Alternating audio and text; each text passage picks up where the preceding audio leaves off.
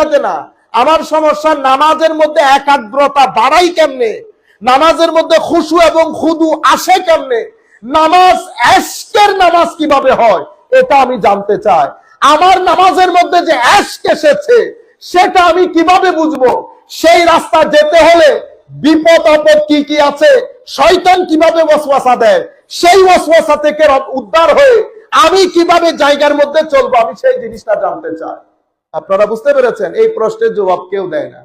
ওই কোনার মধ্যে এক দরবেশ বসা, উনি আমাকে বলতেছেন বেটা ইদারা কে হুয়া, তা আমি ওনাকে বলছি হুজুর আমি এই জিনিসটা শিখতে চাই।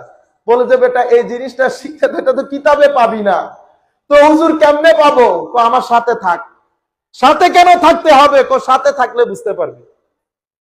এবার আপনি সাথে থাকতেছেন, সাথে থাকতে থাকতে উনি প্রথম দিন, একদিন, 2 দিন, 1 সপ্তাহ, 2 সপ্তাহ, হায় হায়, দরবেশ মনিটর করতেছে আপনাকে পারবেন কিনা। হ্যাঁ ছাত্র ঠিক আছে, পারা যাবে। 2 সপ্তাহ যাওয়ার পর বলতেছে এদিকে আসো বেটা, এখানে যে অনেক ছেলে পুলে এসেছে তাদের জুতাগুলা ঠিক করে আসো। জুতা? আপনি জানেন আমি ঢাকা বিশ্ববিদ্যালয়ে পড়েছি, আমার বাবা অমুক, আমার চাচা অমুক। আপনি যখন এটা বলেছেন হুজুর বলতেছে বেটা ফেইল, তুমি 3 মাস আমি যা বলবো তা করবা। ছাত্র যখন ওই রকম হয় সেও লেগে জুতা না হুজুর আরো কত কিছু সাফ করতে দিবেন, কোনো অসুবিধা নাই, আমার না সাল্লাম, জুতা পরিষ্কার, হুজুর মনিটর করতেছে সবকিছু। 2 সপ্তাহ জুতা পরিষ্কারের পরে একদিন ডেকে বলতেছে বেটা কালকে থেকে 1 সপ্তাহ পর্যন্ত যত মেহমান আসতেছে সবার বাথরুম পরিষ্কার করবা। বুঝতে পেরেছেন? ওই আপনার থেকে আমি অমুকের ছেলে, আমি এটা কিতাব পড়াই, আমি মাস্টার্সের ছেলে পড়াই, সব খতম হচ্ছে, সব খতম হচ্ছে। যেই জিনিসগুলা নূরে বাড়ি তাআলাকে দবাই রেখেছে ভিতরে এবং আল্লাহর কুরবতকে ফিল করতে দেয় নাই, মালিক ও মওলা যে আমার এখানে উপস্থিত সেটা ফিল করতে দেয় নাই, মালিক ও মওলাকে এখানে রেখে হেন কোনো অরাজকতা নেই আমি করি নাই, অথচ আমার আল্লাহ বলছে না হানু আকরাবু ইলাইহি মিন হাবলিল ওয়ারিদ। যেই নফসের কারণে এই ঘটনা, এই নফস দবানোর জন্য এই কাজগুলা সুফিয়ায়ে কেরাম করে। বাথরুমও পরিষ্কার করেছে, করানোর পরে দেখেছে না খালকে খোদা মানুষের খেদমত করতে করতে যখন আমিত্ব থেকে সে মুক্তি লাভ করেছে, আর আমিত্ব ভিতরে নাই। আর রাস্তাঘাটে যাকে দেখে এমনি এমনি করে, রাস্তাঘাটে যাকে দেখে এমনি এমনি করে, রাস্তার পাশ দিয়ে হাঁটে, এখন আর রাস্তার মাঝখানে হাঁটে না। এটা লুকমান আলাইহিস সালামের ওয়াজ। আচ্ছা এরপরে কি হয়েছে? হুজুর তো এবার একটা কাজ করবে না, তোর মধ্যে আবার এটা মনে করিয়ে না নামাজ দাও ফরজ তো মিস নাই, আমার এই দরবারের রুল এখানে এই তরজে তরিকা, আজকে থেকে রাতের 2টায় উঠে যাবি বেটা, শুইতে পারবো না, না 2টার পর থেকে রাতের দিনের সকালের 9টা পর্যন্ত ঘুম নাই। কি হবে? হুজুর কতক্ষণ তাহাজ্জুদ পড়াচ্ছে, কতক্ষণ ইস্তেগফার, হুজুরের সাথে তো সুহবতও আছে, ইস্তেগফারও হচ্ছে, তাহাজ্জুদও হচ্ছে। একদিকে নফস দুর্বল হয়ে গেছে, তাহাজ্জুদের মাধ্যমে নূরে বাড়ি তাআলার বর্ষণ শুরু হয়েছে, সিনার ভিতরে আরেক রৌনক, আরেক চমক, আরেক ধমক। এখন ওনারও ভালো লাগতেছে না? ভালো লাগতেছে। এখন বলতেছে বেটা আজকের পর থেকে আমাদের মুজাহাদা শুরু। কি শুরু? মুজাহাদা। মুজাহাদা মানে কি হুজুর? তো মুজাহাদা মানি আমি যেভাবে বলবো সেভাবে চলবি, এটার মাঝখানে যে কিছু বলতে আসুক তোর তাকওয়ার তলোয়ার দিয়ে সবাইকে শিরচ্ছেদ করবি, কেউ যেন তোর সামনে দাঁড়াইতে না পারে। কিভাবে? হুজুর গৌসুল আজম মুজাহাদা পিরিয়ড কি করব মুজাহাদার সময়, হুজুর গৌসুল আজম বলছেন মুজাহাদা সময়কালে তুমি কখনো আল্লাহর নামে কসম করতে পারবা না। নাম্বার 1, জীবন উল্টে গেলেও জবান থেকে মিথ্যা বলতে পারবি না সত্য ছাড়া। সত্য বলবো, মিথ্যা বলবো না। কখনো ওয়াদা ভঙ্গ করব না। কোনো মানুষকে গালিগালাজ করা যাবে না। কোনো মানুষ যদি আপনার উপর জুলুম করে তার উপরও রাগ করা যাবে না, বরং কি করতে হবে? তাকে ক্ষমা করে দিতে হবে, তার জন্য আল্লাহর দরবারে দোয়া করতে হবে। এরপরে কোন আহলে কিবলা যারা তোমার জবাকৃত জিনিস খায়, তোমার সাথে নামাজ পড়ে, শরীরের কোন শরীয়তে হালালকে হালাল জানে, হারামকে হারাম জানে, এমন ব্যক্তিকে কখনো কাফের বলবা না। এরপরে কি, আমার নবী যেই সমস্ত জিনিসের দিকে তাকাতে নিষেধ করেছে তাকাবা না। মানুষের উপর কখনো বোঝ হয়ে যেও না, মানুষের পকেটের দিকে কখনো তাকায়ও না, মানুষের কাছ থেকে কোনো কিছু পাওয়ার আশা করিও না। সামগ্রিক জীবনকে ভদ্র নম্রতার চাদরে আবৃত করে ফেলবে। কিভাবে ভদ্রতা? তো কোন বড় মানুষকে মনে করবা তোমার চেয়ে অনেক ভালো, বয়স বেশি আমলও বেশি। ছোট মানুষকেও তোমার চেয়ে ভালো মনে করবা, বয়স কম গুনাহ কম। কোন নন মুসলিম তাকেও তোমার চেয়ে উত্তম মনে করবা। তো মৃত্যুর আগে কে মুসলমান হয়ে মরে না তুমি জানো না সে জানে। কাদেরিয়া তরিকার মুজাহাদা পিরিয়ডের মধ্যে হুজুর গৌসুল আজম কি কি কাজ করতে হবে এটার একটা ফিরিস্তি তুলে ধরেছে, যেটা আমাদের তরিকতের যারা ছাত্র তাদের জন্য ফরজে আইন। আমরা তো ঢং তৈরি করেছি। আমরা এই জিনিসগুলোর দিকে যদি ফেরত না আসি, এই জায়গার মধ্যে রিভাইভ হবে না, সংস্কার হবে না। তরিকতের এই পর্যায়ে জাতির সামনে আপনারা সেই তরিকত তুলে ধরেন যেই তরিকত আউলিয়া ইকরাম আমাদেরকে দিয়েছেন।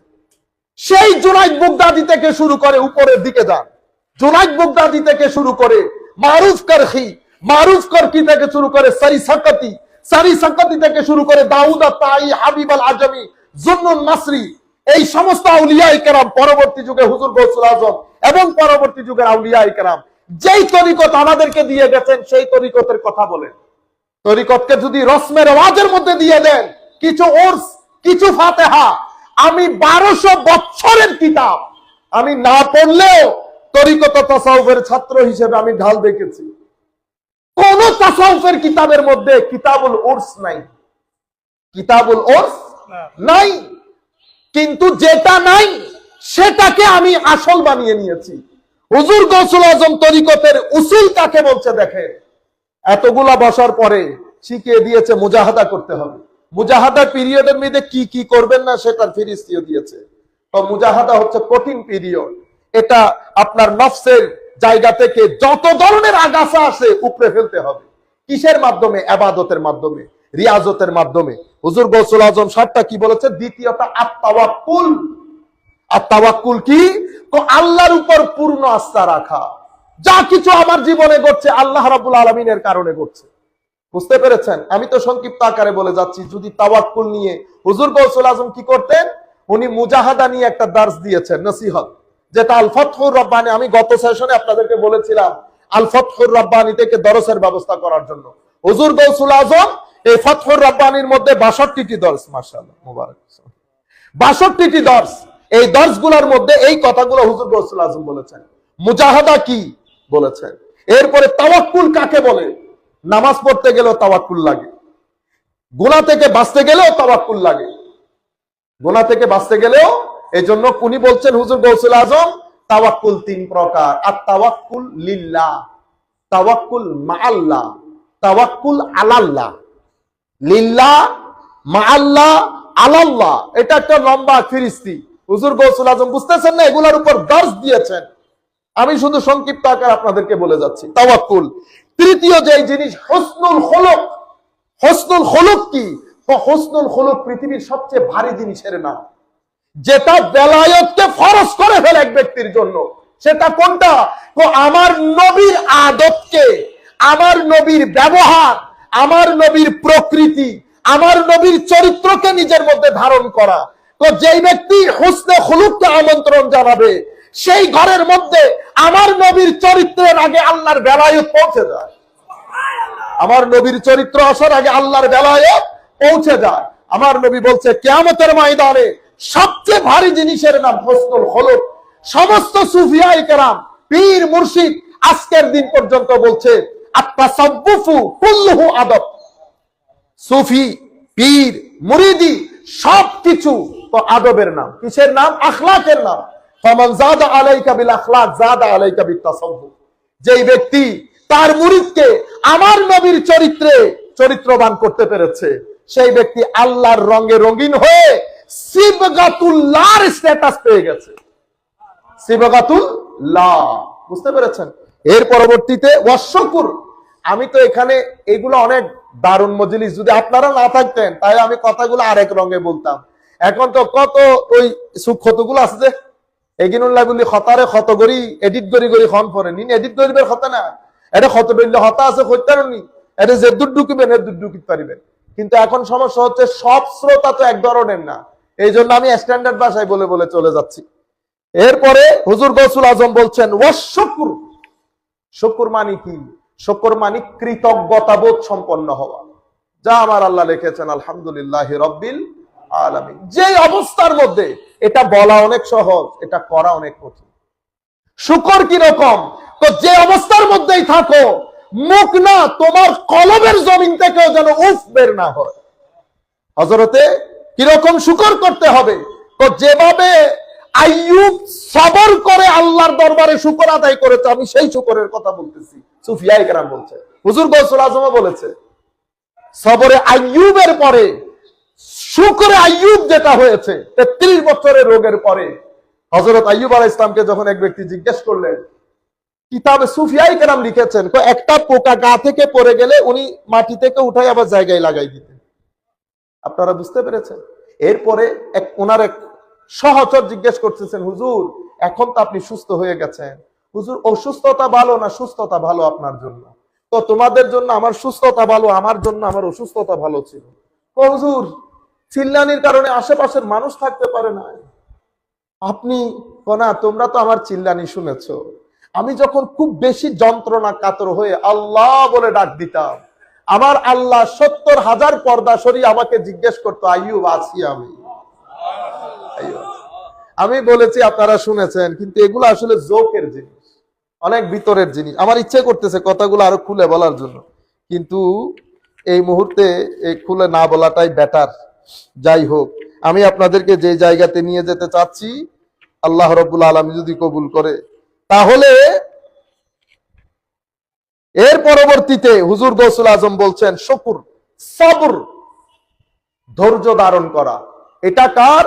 তো এটা সবরে আইয়ুব এবং সবরে মুহাম্মদী সাল্লাল্লাহু আলাইহি ওয়াসাল্লাম। ধৈর্যের পাহাড় কেন? তো আল্লাহর ওলিদেরকে আমার নবী আগে বলে গেছেন, যার জীবনের সাথে আমার জীবনের মিল বেশি তার জীবনে মুসিবত বেশি। আল আমসালু ফাল আমসাল, মুসিবত বেশি। মুসিবতের মধ্যে একটা হচ্ছে জবানের মধ্যে সবর রাখা, আর একটা হচ্ছে কলব বাতেনের মধ্যে উফ না আসা। এটা অনেক কঠিন কাজ। ভিতর এবং বাহির আল্লাহর দরবারে সন্তুষ্ট থাকা, এটা আমরা বলতে পারবো, করে দেখাতে পারবো না। করে যারা দেখায় তাদেরকে বলি বলে। এর পরবর্তীতে হুজুর গৌসুল আজম বলছেন ওয়ার রেদা ওয়াসিদক। রেদা, রেদা মানে আপনি শুধু সবর করা না, বরং আল্লাহর দরবারে পরিপূর্ণ রূপে শান্তি প্রকাশ করা। আলহামদুলিল্লাহ মাওলা। সিদক জাহের বাতেনে, ভিতরে যা বাইরেও তা। আমরা তো মানুষের সামনে আসলে বুজুর্গ, আমাকে কথাগুলা বলতেছি যখন আপনার মনে হইতেছে না হুজুর বুঝে বড় বুজুর্গ, বুজুর্গ না। বুজুর্গকে যে বাইরে যেরকম ঘরে রুমে যখন একাকী বসে সেই জায়গার মধ্যে সেরকম, বরং আল্লাহর ওলিরা বাইরে দেখায় মুত্তাকিনা, আল্লাহর ওলিরা যখন কামরার ভিতরে ঢুকে তখন তাদের তাকওয়া পরহেজগারি আটলান্টিক মহাসাগর হয়ে যায়। তখন একজন